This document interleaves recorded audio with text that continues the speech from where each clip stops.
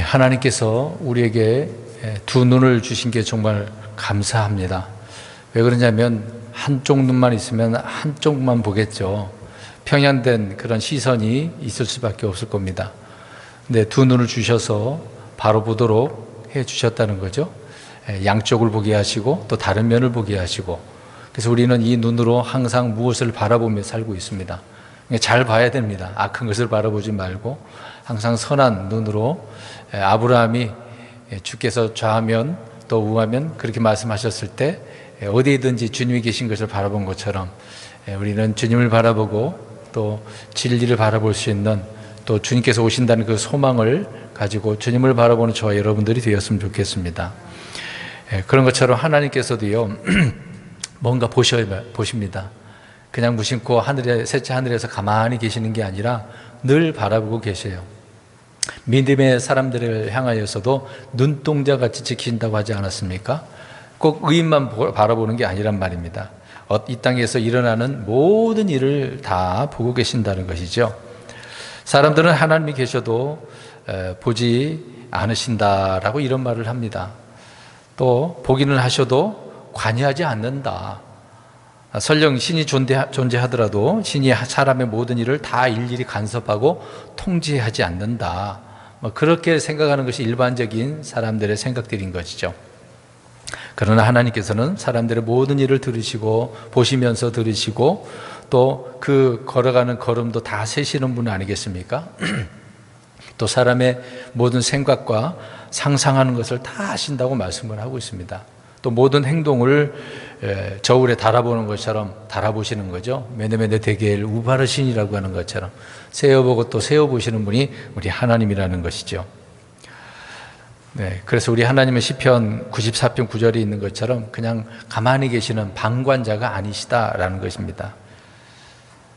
그런 것들을 다 바라보시면서 일일이 다 기록도 하신다고 말씀을 하고 계셔요. 그래서 오늘 말씀에도 보면 주께서 보신다라고 이야기합니다. 마귀는 주께서 안 보신다고 하는데 주께서 보신다라고 말씀을 하시는 것이죠. 14절에 나오죠. 또 욥기서 28장 24절에도 보면 거기서 주께서 보시고 주께서 보셨으니 이런 말씀을 언급을 하고 있어요. 근데 주님께서 보신다라고 할 때 좋은 것만 보는 건 아닙니다. 또 의인들만 보는 것도 아니고요. 사악한 자들의 그 행동하는 거, 말하는 거, 사악함도 보시고 해악도 보시고 악의도 보시고 다 보시는 겁니다. 또 억울함을 당하는 자들 얼마나 많겠어요. 그러니까 주님께서 보지 않는 것, 알지 못하는 것이 없다. 다 보시고 다 알고 계신다는 것이죠. 근데 오늘 말씀에 보면 마귀는 안 본다, 또 하나님은 알지 못한다 라고 이렇게 주장을 합니다. 또 그래서 자기 자신은 하나님을 두려워하지 않는다라고 이야기해요. 얼마나 교만합니까? 오늘 이제 저번에 우리가 살펴본 것처럼 그 사악한 자에 대한 이해가 쭉 이어지면서 이 사악한 자를 하나님 앞에 이 시편 기자는 하나님께서 좀 이 문제를 해결해 주십시오라고 아뢰고 있는 그런 내용들의 말씀인 것입니다. 10절 말씀을 보십시오. 그가 몸을 구부리고, 여기서 그랬으니까 그는 누구겠습니까? 사악한 자, 적그리스도를 의미하고 있다는 거죠. 근데 이 적그리스도를 지금 예표하고 있긴 하는데 그 어떤 모습으로 표현하냐면 몸을 구부리고 있다라고 하지 않았습니까? 이제 사자가 웅크린 그런 모습을 가지고 있는 사자를 의미를 하고 있는 것이죠. 두루도는 사자처럼 삼키려고 한다고 하지 않습니까? 적그리스도는, 마귀는 이런 자다라고 말씀을 하고 있는 겁니다. 또 우리 예수님은 유다 지파의 사자라고 표현하고 있는데 좀 의미가 다르겠죠. 마귀는 자기를 높이는 자고 교만하는 자고 또 자신을 낮춰서 누군가를 은밀하게 덮치려고 하고 있다는 것을 알 수가 있습니다. 좋은 의미는 아니거든요. 우리가 다른 거 다 빼버리고 10절만 보면은 자신 이제 몸을 구부리고 자신을 낮춘다 그러니까 겸손하네 그렇게 생각할 수도 있지만 전혀 그 얘기가 아닙니다. 사자나 표범 같은 고양이과 동물들이 사냥하는 것을 보면은요, 잠깐 순간 딱 웅크렸다가 날렵하게 가서 그 이제 발톱이나 그 이빨로 칵 물어버리게 되어지는 거죠. 그래서 이제 낮추면서 은밀하게 접근을 하게 되어집니다. 그래서 그가 몸을 구부리고 자신을 낮춘다라고 할 때 겸손해서가 아니다라고 하는 것이죠. 물론 겸손한 척은 할 수는 있겠습니다만은 아무튼 겸손의 의미는 아닙니다. 근데 이 사악한 자는 먹이를 노리고 삼키기 위해서 이렇게 낮추는데요. 그러니까 삼킬 자를 찾는다고 하지 않았겠습니까? 그러니까 낮췄다라고 하는 것은 사냥감이 있기 때문에 그러는 거죠. 그러면 그 사냥감 노리는 자가 누구겠습니까? 적그리스도는 저 짐승을 잡아먹으려고 하는 건 아닐 테고요. 누구겠어요? 불신자겠습니까? 불신자들은 아니죠. 불신자들은 마귀에게 속한 자고 마귀의 자녀들이니까 마귀가 건드릴 필요는 없는 거죠. 믿는 자, 성도가 될 수는 있겠습니다만은 우리 그리스도인들은 마귀의 원수고 마귀를 대적해야 되지 않겠습니까? 그래서 우리도 마귀의 먹잇감이 될 수도 있는 부분이 있긴 있어요. 근데 오늘 본문에 크리스찬을 이야기하는 게 아니다, 그 얘기죠. 그가 몸을 구부려서 자신을 낮추는 것은 오늘 그 10절 후반절을 보니까 중반절을 보세요. 강한 자들로, 자기 마귀들이 되겠죠. 자기나 마귀가 누구를 넘어뜨리려 한다 그래요? 가난한 자들. 저번 주에 이 가난한 자에 대해서 말씀을 드리지 않았습니까? 다시 여쭤봐야 되겠네요. 가난한 자들은 지난 시간에 누구라고 그랬습니까? 환난 때의 성도들을 말하는데 그 성도들은 부자가 될 수 없다고 그랬죠. 철저히 하나님을 섬기고 그리스도를 또 믿어야 되는 그런 부분이 있고, 그들은 마귀가 적그리스도가 원하는 대로 경배를 해서는 안 되는 자들입니다. 도망다니면서 섬기라고 또 신실하게 남은 자, 이기는 자가 되어야 되는 거겠죠. 자, 그래서 이 마귀는 강한 용사이기 때문에 강한 자들로 넘어뜨리려 한다라고 말씀을 하고 있습니다. 우리가 이제 성경 역사적으로 예를 들어서 표현한다면, 우리가 첫사람인 아담을 어떻게 했습니까? 에덴 동산에서 넘어뜨렸잖아요. 말씀을 어기도록 죄를 짓게 만들어서 넘어뜨리고, 이제 죄를 짓게 해서 넘어뜨려서 이제 에덴 동산에서 쫓겨나게 만드는 것이죠. 그 다음에 아담의 아들인 가인을 어떤 자로 만들었습니까? 살인자로. 정말 마귀 사악한 자는 나쁜 자예요. 노아는 어떻게 만들었어요? 여기 방주에서 나와서 이제 살게 되어지는데, 기후 변화에 의해서 항상 포도 주스를 먹었는데 그 포도즙이 뭐가 됐습니까? 이제 포도주가 된 거죠. 그래서 술 취하게 하고, 자기의 막 민낯이 드러나는 온몸이 드러나잖아요. 알몸이 드러나서 이제 함이 죄를 졌는데 누구를 저주했어요? 노아가 함을 저주한 게 아니라 누구를 저주했죠? 함의 그 후손인? 잊어버리셨나 봐요. 우리 창세기 다시 공부해야 돼. 가나안을 저주했어요. 다 의미가 있는 내용의 말씀이죠. 노아도 그냥 저주한 게 아니었던 것입니다. 또 마귀는요, 다니엘의 느부갓네살 왕의 경배를 받도록 그렇게 만들어버렸던 거죠. 그러나 경배는 하지 않았습니다만은, 또 다윗이 음행하도록 만들어버리죠. 솔로몬을 우상 숭배자로 만들어버리는 거. 강한 용사니까. 그러니까 아무리 위대한 성군이라 하더라도 당해낼 수가 없어요. 주님이 아니면. 근데 믿음의 사람들은 넘어져도 다시 일어나서 신실하게 하나님을 붙들고 있는 반면에 그렇지 않은 자들이 얼마나 많겠습니까? 그러니까 말씀드린 대로 오늘 10절 말씀처럼 몸을 구부려서 낮추는 것은 목표를 정한 대상을 반드시 넘어뜨리려고 하는 거다. 가난한 자를 넘어뜨리려고 하는 거다라고 말씀을 하고 있는 겁니다. 사도들도 마찬가지죠. 예수님이 잡혀갔을 때 사도들은 다 어떻게 했습니까? 도망가 버렸어요. 베드로는 예수님을 어떻게 했습니까? 쫓아갔다가 저주하잖아요. 이런 자예요. 정말 보세요. 예수님을 따라다녔다고 사도라고 한 다음에 제자라고 한 다음에 얼마나 신실해야 되겠습니까? 근데 그렇지 않은 모습을 우리가 보게 되어지는 거죠. 그러니까 예수님 외에 저 사악한 자 마귀는 누구든지 넘어뜨릴 수가 있어요. 본문에서 마귀가 노리는 자들은 바로 가난한 사람들이다. 가난한 자들을 왜 노리고 왜 넘어뜨리겠습니까? 가난한 자들은 어느 시대나 약한 자들이고 건드릴 필요는 없어요. 사실상 우리가 예나 지금이나 가난한 자들이 있어요, 없어요? 있잖아요. 저 여러분도 가난하잖아요. 저도 가난합니다. 부자 아니에요. 그렇다고 해서 가난하다고 해서 가난한 자만 이렇게 넘어뜨리는 건 아니다, 그 얘기죠. 본문에서 가난한 자들이 의로운 자들, 특별한 자들처럼 언급을 하고 있는데, 이는 구약 시대나 또 신약 시대의 가난한 자들이 아니라 말씀드린 것처럼 대환란 때의 가난한 자들이다라는 것이죠. 그래서 그날의 가난한 자들은 이기는 자, 승리자, 남은 자, 짐승의 형상에 경배하지 않는 자, 표를 받지 않고 그 짐승을 그 수를 또 숫자 666 있잖아요. 그 수를 이기는 자들이죠. 끝까지 견뎌내는 자들이다라고 말씀을 하고 있는 겁니다. 그러니까 시편은 예언적인 의미의 대환란 그런 때를 많이 의미하고 있는 거죠. 그러니까 그 당시에 얼마나 그 가난한 자들이, 믿음의 사람들이 험난한 그 믿음의 여정을 그들은 지켜내야 되는지 우리가 알 수가 있는 거죠. 그래서 강한 자들로 넘어지게 한다라고 하는 것은 그 당시 어떤 권력자들이 되겠죠.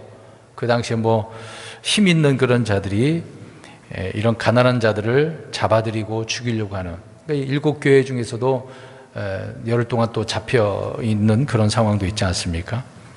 그래서 환란 시대 성도들은 먹고 살기 힘들 만큼 정말 가난한, 핍박받고 압제받는 그런 자들이다라는 것입니다. 그런 자들 넘어뜨린다는 거죠. 11절 보겠습니다. 그가, 이제 사악한 자가 마음속으로 뭐라고 하는지 한번 보세요. 하나님이 어떻게 하셨다? 잊었다. 또 하나님은 자기 얼굴을 가르치기 때문에 결코 그것을 보지 않는다. 뭐 가난한 자 신경도 안 쓴다. 환란 때에 하나님은 뭐 쳐다보지도 않는다. 이제 그렇게 이제 마귀가 이런 유언비어를 퍼뜨리고 있는 그런 내용을 시편 기자가 언급을 하고 있네요. 이 사악한 자, 그렇게 하나님의 신성과 인격을 무너뜨리려고 하는 것이죠.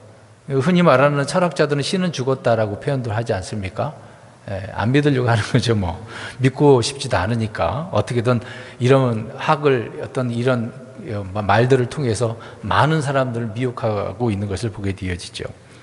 그래서 이런 철학을 좋아하고 철학자들이 사람들의 마음속에 하나님을 몰아내기 위해서 지금도 계속 이런 일을 하는 거죠. 하나님 없어. 하나님 쳐다보지도 않아. 너희들 신경도 안 써. 이런 식으로 나오는 거죠.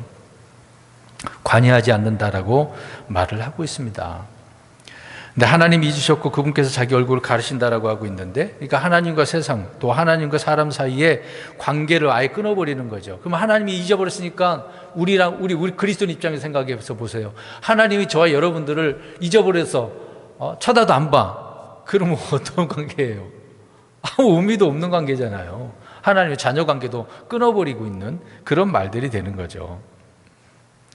그래서 하나님께서 그분의 얼굴을 가르신다라고 하는 것은 그분께서 세상 일이나 사람들의 삶에 관여를 하지 않는다라는 그런 의미를 표현하고 있는 겁니다. 그러니까 사람들이 얼마나 힘들겠어요. 신이 없으니까 인간 스스로가 뭔가 해내야 되는 거잖아요. 혼자 할 수 없으니까 끼리끼리 또 모여야 되고, 사회를 구성해야 되고, 법도 만들어야 되고, 뭐 또 통치도 해야 되고, 그럼 통치자가 있어야 되는 거고, 땅도 있어야 되고, 사람들이 다 해야 돼요. 그래서 이스라엘 백성들이 왕을 달라고 했던 이유 바로 그런 부분 아닙니까? 자기들이 해보겠다는 얘기가 되겠죠. 하나님 필요 없다는 얘기입니다. 물론 하나님께서 우상 숭배를 하는 자들, 불법을 행하는 자들을 이제 이스라엘 백성들이 그렇게 하지 않았습니까? 그럴 때는 하나님께서 숨기신다는 말은 있습니다. 그 이유는 뭘까요? 이스라엘 백성들을 심판하기 위한 그런 의미인 것이지, 자신을 숨긴다라고 할 때 그냥 숨기는 건 아닙니다. 그러니까 이 세상을, 인간 세상을 외면하고 있지 않다는 거죠. 지금도 하나님은 보고 계셔요. 때를 기다릴 뿐이지. 근데 보세요. 지금 우리는 계속해서 주님께서 곧 오십니다, 곧 오십니다, 재림을 이야기하고 많이 하고 있잖아요. 근데 아직까지 안 오고 계셔. 더디한 것처럼 보인단 말입니다. 그럴 때는 사람들이 낙심하거든요. 금방 온다 그러더만, 말씀을 읽으면 금방 올 것 같이 보이지만 지금까지 안 오신단 말이에요. 예수님께서 승천하시고 나서 2000년이 넘었지 않았습니까? 그러니까 사람들이 여전히, 그럼 지금도 우리가 지금 죽어버리면 앞으로 몇백 년 후에 오신다고 한다면 아이고 허무한 것처럼 보일 수도 있는 거잖아요. 지금 곧 오신다고 해서 기대하고는 있는데, 이런 걸 보면 하나님께서 관여 안 하시는가 보다, 숨기셨나 보다, 나하고는 상관없나 보다, 그렇게 생각할 수가 있는 거예요. 이게 시험 드는 겁니다. 자, 이런 말을 들으면 정말 그런가 보다, 믿음이 연약한 사람들 그렇게 보인단 말이에요. 이런 악한 자들이 이런 상황들을 가지고 말씀 말고요, 현재 일어나는 환경 가지고 봐라, 하나님 별로 관심도 없지 않냐 그러니까 거기에 미혹돼가지고 그런가 보네, 믿을 필요가 없네, 이런 식으로 나오게 되어지는 거예요. 이런 사악한 자의 말을 들어서는 안 되는 것이죠. 하나님께서 얼굴을 가르시는 것은 징계와 또 죄와 그 잘못을 깨닫고 회개케 하기 위해서 그러시는 것 뿐이지 전혀 관심이 없는 그런 분은 아니다. 계속해서 11절 보십시오. 그분은 결코 그것을 보지 않는다라고 말을 하고 있네요. 마귀는 몸을 구부린 웅크린 사자처럼 일어나서 가난한 자들을 죽이면서 전혀 양심의 가책을 받거나 심판에 대한 두려움이 없어요. 주께서 그가 행하는 일을 결코 보지 않을 것이라고 그래서 이야기하고 있는 겁니다. 괴롭히면서 주님이 안 쳐다봐, 얼마나 자기가 하고 싶은 대로 다 하겠습니까? 그래서 마귀는 자기가 하는 일에 간섭하거나 통제하거나 지켜보는 그런 자가 없다라고 이야기하고 있는 겁니다. 자기만의 생각이겠죠. 잘못된 것입니다. 그분은 결코 그것을 보지 않는다. 자기의 희망사항일 뿐 하나님은 다 보고 계시는 거죠. 그래, 네 하고 싶은 대로 해봐. 조금만 있으면 너는 나중에 저 밑이 없는, 끝이 없는 바다 구덩이에 들어갈 거야. 그리고 불호수에 던져질 거야. 그런 부분이 우리 하나님인 것이죠. 하나님은 마귀의 괴락과 그 관계를 잘 알고 계시는 분입니다. 그러니까 그만큼 마귀는 속이는 자기 때문에 많은 사람이 지금 속고 있는 거예요. 지금 개신교도 대부분 주님이 지금 당장 오시는 생각은 안 해요. 그냥 이 땅에서 잘 먹고 잘 살자, 그게 최고의 복이라고만 생각하거든요. 근데 전혀 그러지 않습니다. 주님께서 오신다는 목적이 분명히 있거든요. 짠 하고 오셔갖고 갑자기 좋은 세상만 되는 게 아니에요. 앞으로 심판도 있는 것인데. 이게 성경대로 믿지 않는 사람들은 자기가 믿고 싶은 대로 이렇게 믿는 거죠. 그래서 우리는 사악한 자, 이 마귀의 계략들에 무지해서는 안 되는 것이죠.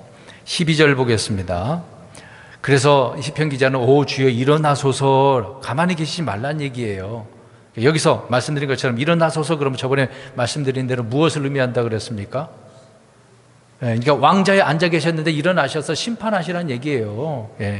재림하셔서 심판하시라, 저 원수들을 물리쳐달라, 그리고 이 땅에 하늘의 왕국을 세워달라라고 하는 그런 내용이죠. 7년 환란기 끝나고 천년왕국 때 이제 그 가나안 땅 거기에다 하나님께서는 하늘의 왕국이라고 하는 왕국을, 실제 왕국을 세우시는 거죠. 그러니까 시편 기자는 이제 하나님의 이런 말씀을 미리 받아서 우리 말씀을 해주고 있는 겁니다. 그러니까 지금 가만히 계시지 마시고 일하십시오, 싸우십시오, 심판하십시오, 그런 내용이죠. 그래서 12절 또 보시면 하나님의 주의 손을 드시고 손을 들어달라고 이야기하고 있네요. 손이라고 하는 것은 우리 여기 보세요. 우리 몸 중에서 가장 많은 일을 하는 게 뭐예요? 손이죠. 손으로 빨리 뭔가 이 문제를 해결해 달라라고 하는 내용의 말씀인 것입니다. 그러니까 손을 내밀어서 도움을 달라. 우리가 잘못한 거 있으면 화해도 해야 되는 부분이 있지 않습니까? 하나님과 우리는 죄 문제를 통해서 화해하는 거고, 주의 손을 내 위에 얹으셨다라고 한다면 복을 주시겠다라고 하는 의미인 것이죠. 또 손을 든다라고 하는 것은 우리가 또 기도와 간구를 들어달라고 손을 들지 않습니까? 근데 주께서 손을 드셨다라고 하는 것은 원수들을 보복하고 심판해달라. 그러면서 12절에 겸손한 자들을 어떻게 하지 말래요? 잊지 마세요. 겸손한 자, 이 가난한 자를, 그 환난 때의 성도들이 얼마나 자기를 낮추고 그러겠습니까? 겸손한 자를 잊지 말라고 하는 것은 겸손한 자의 그 부르짖음을 잊지 말라라고 하는 부분도 되겠죠. 하나님은 그 겸손한 자를 또 구원하시기도 하시고 은혜도 베푸시고 소원도 들어주시고 늘 겸손한 자에게 관심이 있어요. 보세요, 마귀는 교만한 자잖아요. 하나님은 교만한 자 정말 싫어하거든요. 우리 성도들도, 믿음의 사람들도 겸손해야 돼요. 항상 나는 이런 사람이다. 물론 자기의 어떤 자존감이 있을 필요도 있습니다만은, 그러나 그 위에다가 하나님 위에 내가 서보려고 하면은 이거 교만이거든요. 마귀는 교만한 자입니다. 반면에 우리 예수님은 마음이 어떤 분이에요? 온유하고 겸손하신 분이다. 그래서 그 예수님께 우리가 배워야 되는 거죠.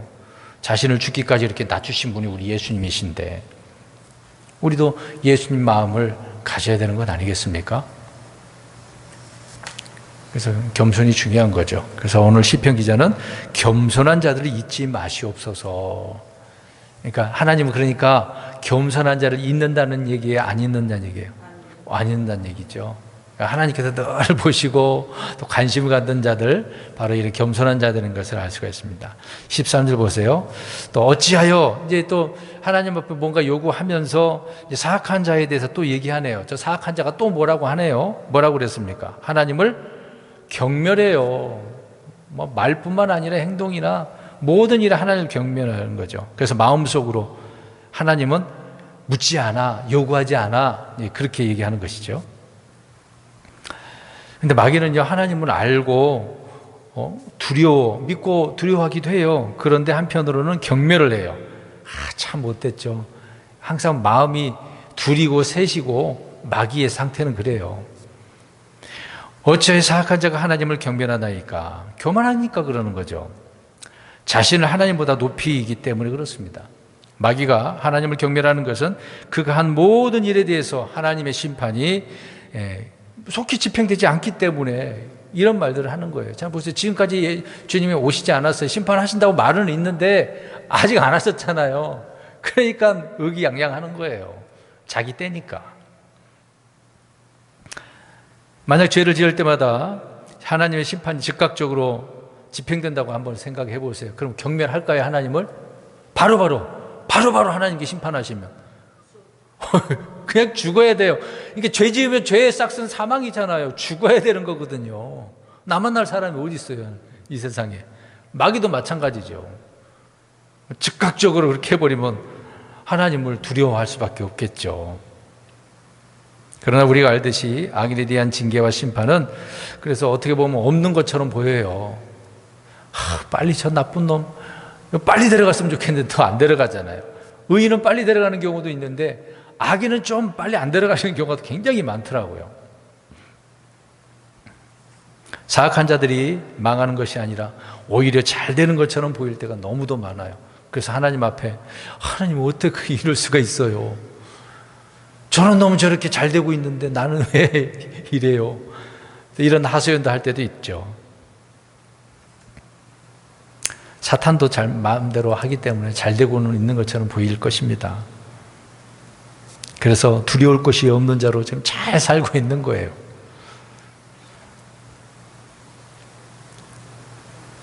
이 세상에는 하나님을 믿고 두려워하는 자들보다 하나님을 믿지 않고 부인하는 사람들이 훨씬 더 많아요.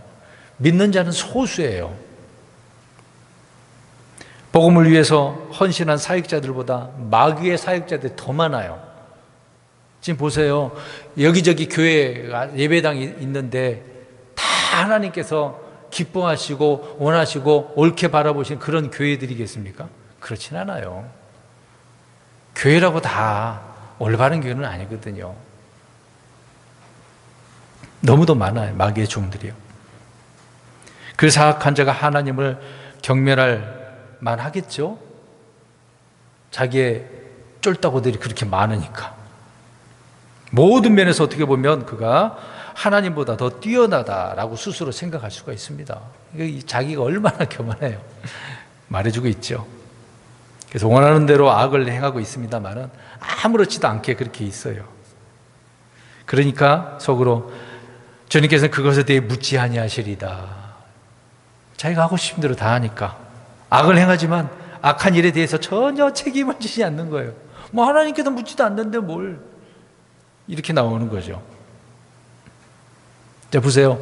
우리나라에 이런 사악한 자가 있는데 법이 집행되지 않는다고 생각해 보세요. 어떻겠습니까? 더 사악하게 나쁜 짓 하고 돌아다니는 거죠. 막 양심의 가책도 없는 거예요. 뭐 이거 법이 어디 있어? 뭐 무슨 내가 이 나쁜 짓 해도 아무렇지도 않는데 이런 식의 나오는 거죠.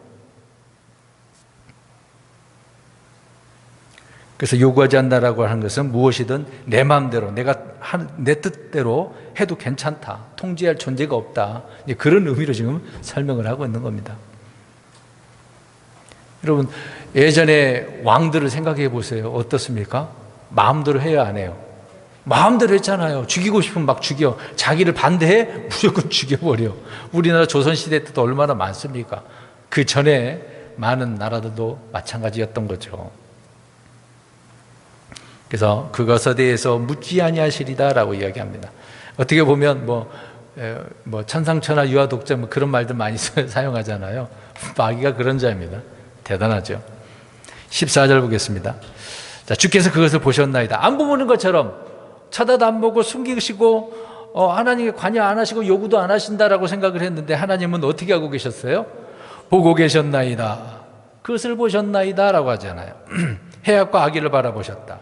주의 손을 그것을 벌하시나이다. 이제 가만히 손이 있지 않겠죠. 그러니까 마귀가 무슨 생각을 하든 무슨 말을 하든 무슨 짓을 하든 하나님 다 보고 계신다는 겁니다. 이걸 보면 무서워요. 저와 여러분들도 하나님 다 보고 계시거든요. 악한 자만 보는 게 아니란 말입니다. 믿는 자도 보시니까.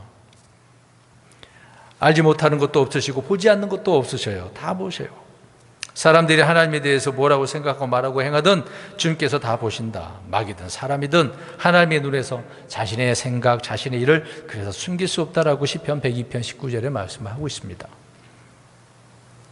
그런데 오늘 해악과 악의를 주목하고 계신다네요. 저 사악한 자가 하는 짓을 주목하고 계셔요. 왜? 이제 그 손을 어떻게 하기 위해서? 벌하시기 위해서, 보복하시기 위해서, 심판하기 위해서. 그래서 주의 손으로 그것을 벌하시나이다라고 이야기를 하고 있습니다. 말씀드린 것처럼 저 사탄이 끝이 없는 깊은 구덩이에 1000년 동안 갇히게 되어지잖아요. 혼자 갇혀가지고 끝이 없으니까 계속 밑으로 떨어지긴 하는데 끝이 없어. 놀랍죠? 그러나 잠시 풀렸다가 주님께서 그를 불호수에 던져버리게 되는 겁니다. 불과 유황호수에 던져져서 영원토록 고통받겠죠. 근데 또 천년왕국에서 백성들이 많았는데 다 그 백성들이 선한 자는 아니거든요. 나중에 마귀의 게임에 넘어가서 곡과 마곡에서 같이 전쟁하려고 모이지 않습니까? 그런 자들도 역시 어떻게 하실까요? 하나님께서 심판하시죠. 다 불호수에 던져버리십니다. 다시 14절 보십시오. 후반절에 보니까 가난한 자가 자기를 주께 맡기다니. 자, 가난한 자는 자기를 누구에게 맡긴다고요? 주님께 맡겨요. 주님, 내 사정 아시지 않습니까? 모든 것을 주님께 맡깁니다. 좋든 싫든 주님께 맡겨오니 인도해 주십시오. 맡기는 거죠. 또 주께서는 아버지 없는 자를 돕는 분이다라고 이야기합니다. 자, 여기서 보면 여러 번 말씀드린 부분이지만 가난한 자와 부자와 차별 없죠. 가난하든 부자든 하나님 차별 안 해요. 구별이 없어요. 사람을 외모로 취하지 않은 것이니까. 가난하다고 해서 부자들보다 더 선하고 의롭고 거룩한 것은 아니거든요. 하나님을 따르는 경건한 자는 아니거든요. 부자들도 얼마나 신실한 사람들 많습니까? 가난한 자가 주께 자기를 맡긴다. 온전히 자기 자신을 주님 앞에 드리고 살고 있는 것이죠. 가난한 자들은 대환란 때 적그리스도를 피해서 도망가고 짐승의 표를 받지 않고 그 형상에 경배하지 않음으로 인해서 참 이렇게 고난받고 살 수밖에 없는 것을 보게 되어집니다. 그래서 그때 환난 성도들 하나님 앞에 어떻게 하는 거예요? 그만큼 읽었잖아요. 맡기는 거예요. 주님께 맡기는 거예요. 우리도 맡기는 거지만 아무튼 구약 성도, 신약 성도, 환난 성도가 있겠습니다만은 성도들은 하나님 앞에 맡겨야 돼요. 환경이 좋든 안 좋든 간에 맡겨야 되는 거예요. 내 뜻대로 안 돼도 하나님 앞에 어떻게 하라고요? 맡겨야 돼요. 다시 14절 보십시오. 주께서는 아버지 없는 자를 돕는다. 아버지 없는 자. 특히 이스라엘 백성들 구약에 보면은 전쟁터에 나가니까 대부분 남자가 나가는 거잖아요. 그래서 죽어. 그래서 아버지가 없어. 고아라고 하면 안 되거든요. 고아는 아버지도 어머니도 없는 자를 고아라 그래. 근데 성경은 우리 킹제임스 성경이 정확하게 아버지 없는 자들이라 표현하죠. 전쟁에 나가서 죽어서. 근데 환난 때도 그렇습니다. 마귀에 의해서 신실하게 살려고 하는데 죽는 자리 있단 말입니다. 그래서 아버지 없는 자들이 있을 수 있는 거죠. 그 당시에.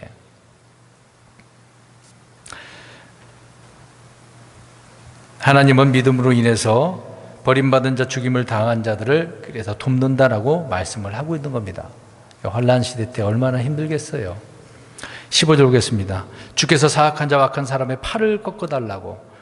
사악한 자, 이제 마귀 적그리스도 표현하겠죠. 악한 사람의 팔, 그를 따르는 자들 많이 있지 않겠습니까? 꺾어달래요. 여러분 팔 꺾여 보셨습니까? 팔 이리 뒤로 꺾으면 얼마나 아픈데요. 꼼짝 못해요. 움직일 수 없어요. 부러져 보세요. 진짜 아프죠. 자, 여기서 사악한 자, 악한 사람, 두 부류의 두 사람으로 나눈 것처럼 보이지만 동일인으로 보시면 될 것 같아요. 한 명으로 보시면 될 것 같습니다. 그 사악한 자가 바로 계시록에 나오는 적그리스도겠죠. 사악한 자가 적그리스도가 하는 일을 다 무찌러 달라고 이야기하고 있는 겁니다. 이 말씀은 스가랴서 11장 17절 말씀에 예언을 하고 있어요. 적그리스도가 사탄 마귀가 꺾이게 되어지는 것을 말씀을 하고 있습니다.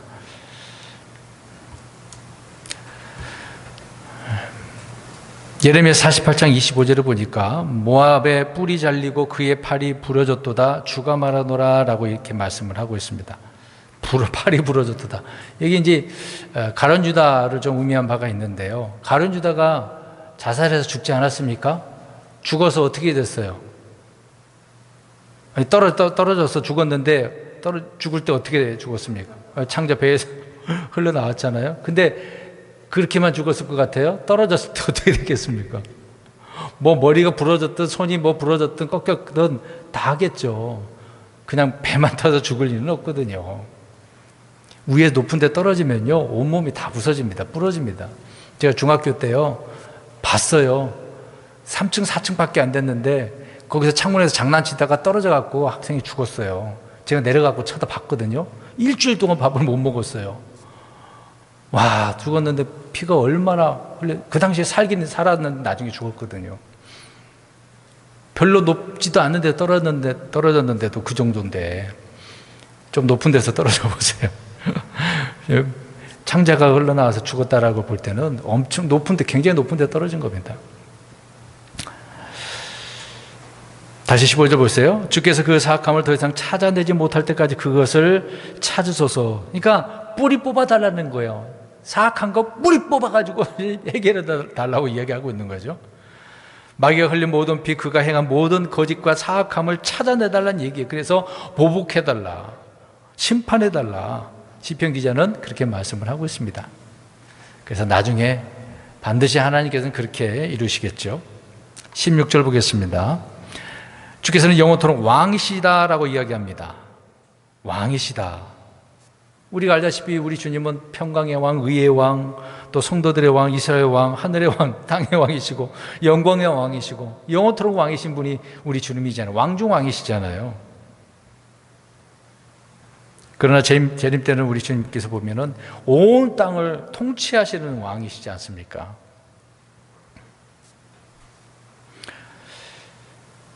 그 뒷구절을 보면 이교도들이 그분의 땅에서 멸망하였도다라고 이야기를 하고 있습니다. 자, 잘 보세요. 이교도들이 어디에서 멸망을 합니까? 희한하죠. 이교도들은 주님의 이제 그분의 땅, 이스라엘 가나안 땅이 되는 것인데 다른 데서 죽어야 되잖아요. 다른 데 있어야 되잖아요. 이스라엘 백성들이 가나안 땅에 가기 전에 이교도들은 어디에 있었어요? 가나안 땅에 있었어요. 여호수아가 정복 전쟁해서 들어갔어도 계속해서 이교도들이 있었어요, 없었어요? 있었어요. 다 몰아내지 못했습니다. 구약 시대나 신약 시대나 지금까지라도 그분의 땅에서 그들은 망한 적이 없어요. 지금까지 안 망하고 있다. 팔레스타인 아직도 있지 않습니까? 그분의 땅에서 나와가지고 망한 적은 없단 말입니다. 지금도 있단 말이죠. 지금도 상주하고 있습니다.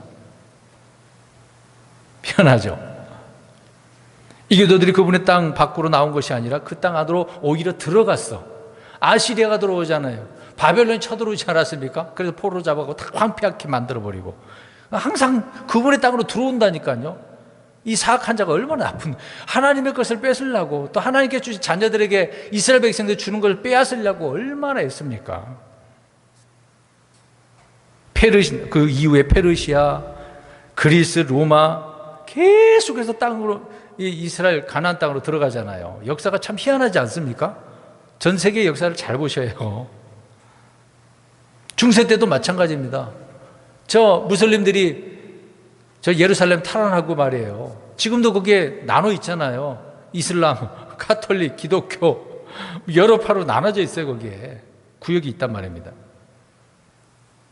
지금도 가나안 땅의 대부분의 이교도들이 그분의 땅으로 들어와서 땅을 차지하고 있습니다.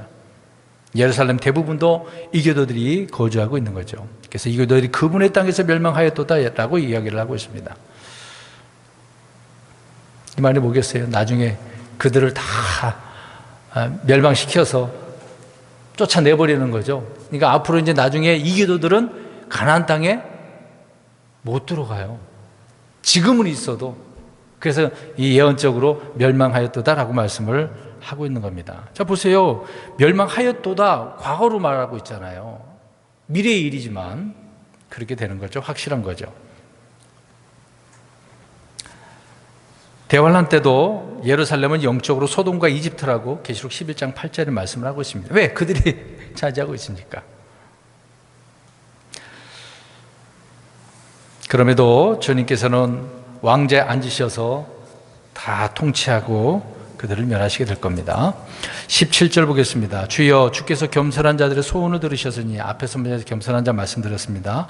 또 주께서 그들의 마음을 예비하시고 주의 귀를 기울여 들으시며, 그러니까 겸손한 자들의 기도하는 것도 다 들어주셔요. 마음을 또 예비하셔요. 그러니까 얼마나 감사해요. 저 여러분들이 겸손한 자로 늘 소원을 아뢰고 열심히 기도하면 주님께서 귀를 기울여 들으신 다음에 언젠가 이루어 주시겠죠. 지금 당장 이루어지지 않는다 하더라도, 또 내 기도가 안 들어준다 하더라도 주님의 뜻이 이루어지는 것이니까 늘 우리는 주님만 바라봐야 되겠죠. 18절 아버지 없는 자와 압제받는 자를 공의로 판단하사 땅에 속한 사람이 다시는 압제하지 못하게 하시리이다. 하나님은 아버지 없는 자, 압제받는 자를 위해서 재판하신대요. 이들의 억울함이 얼마나 있겠습니까?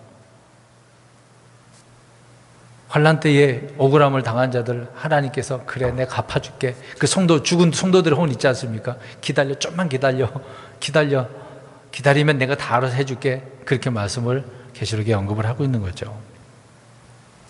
그러니까 우리가 약하다고 해서, 피해자라고 해서, 억울함을 당한다고 해서요, 낙심하지 마세요. 지금은 현실적으로 힘들고 어렵지만 주님께서는 반드시 갚아주시는, 원수 갚아주시는 분이라는 것입니다. 그래서 오늘 말씀을 결론적으로 정리를 하게 되어지면, 하나님은 누구를 바라보냐? 악한 자들을 향하여서 그들의 사악함, 그들의 해악과 악의와 교만을 늘 보시고 때에 기다리셨다가 주님의 손으로 벌하신다라는 것이고, 또 의인들을 향하여서는 그들의 의에 대해서, 억울함에 대해서 아버지 없고 학대받고 억압받는, 압제받는 이런 자들을 늘 보시고 겸손한 자를 보신다.